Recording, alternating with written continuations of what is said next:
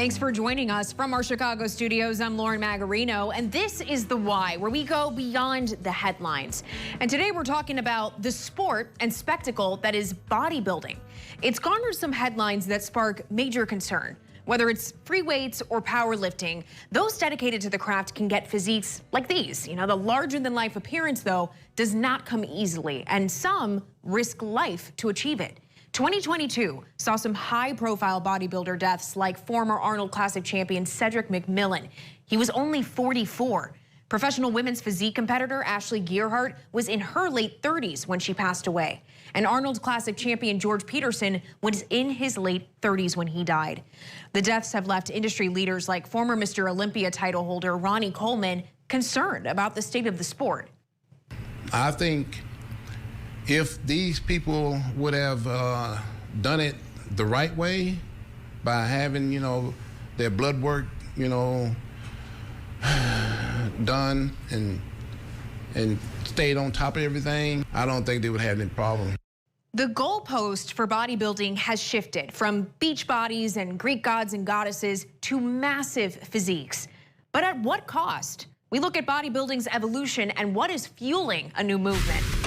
For bodybuilders, countless hours are spent here, bringing a vision to life.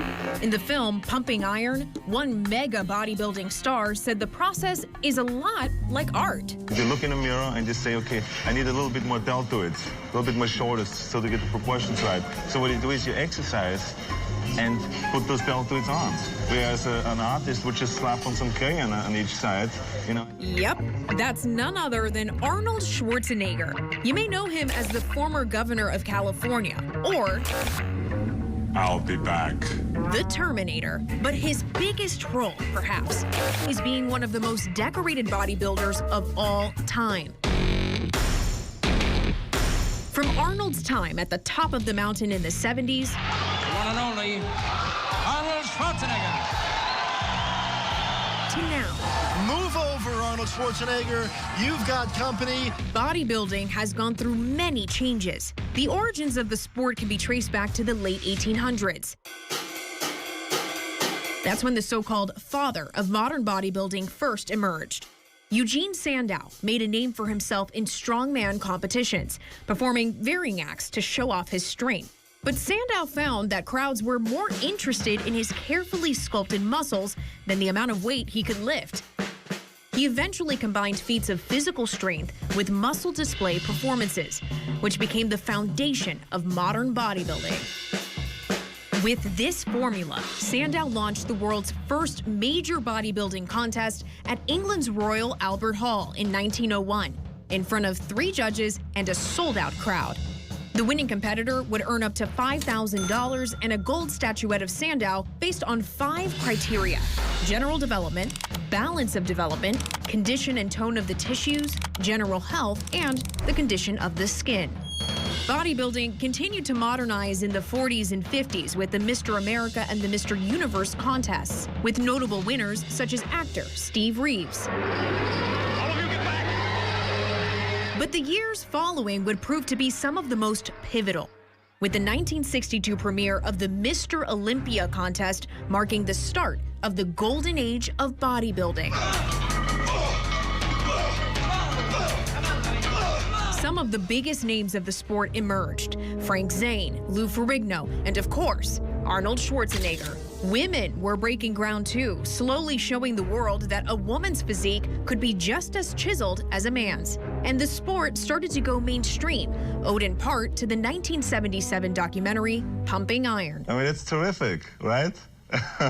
But soon, an open secret behind those bulging muscles was revealed. Performance enhancement drugs in general, in particular anabolic steroids, kind of started to come about, in the 50s and 60s. It started to kind of taking a foothold. You see some of the communist countries from back in the day utilizing some of these, and then that kind of came into the United States, and people saying, like, hey, there's this little pill you can take, which was Dianabol back in the day, and that was kind of one of the original substances that was utilized. But it kind of took foothold in bodybuilding, I think probably more in the 70s. That's Guillermo Escalante, a professor of kinesiology at California State University, San Bernardino, and a bodybuilder who spent years studying the use of performance enhancement drugs in the sport. Once we got into the 80s and 90s, Escalante says things really ramped up.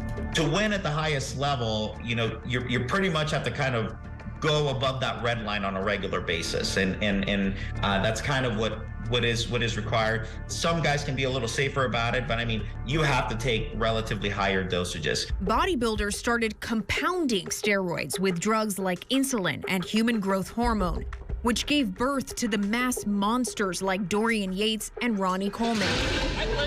A study from the Mayo Clinic found up to 3 million Americans use steroids, with the majority being recreational bodybuilders and weightlifters. Now, industry experts say instead of focusing on a well-balanced physique, athletes and judges are after size. It's a point Schwarzenegger criticized back in a 2015 interview, saying, quote, "So many of those guys have their stomachs sticking out. What are we talking about here? It used to be that they should have a V-shaped body." He went on to add, quote, "That's how you create change, by calling out and getting involved and saying, this is unacceptable the way bodybuilding is going." The International Federation of Bodybuilding and Fitness, the sport's premier league, does not allow the use of steroids. And on its website, it says athletes can be tested anytime, anywhere.